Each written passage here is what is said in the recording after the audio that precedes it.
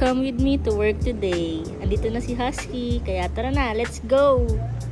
So, magtatanim pala tayo ng herbs today dito sa office.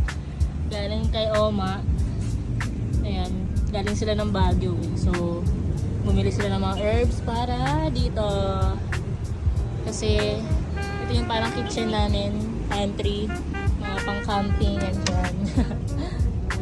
Pang-camping trips, pero dito sa office.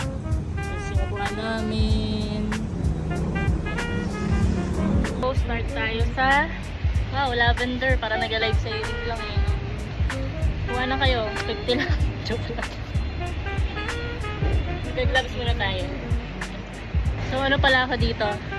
Marketing manager / plantita.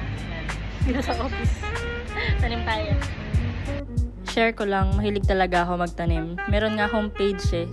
Kung kilala nyo ako before pa ako mag-motovlog, alam niyo yung page ko na Bea Jardinera. Diyan nagtuturo ako ng mga gardening tips sa schools and corporate gigs din. Yan. So, nalipat na natin yung mga halamans. Herbs, sana mabuhay sila.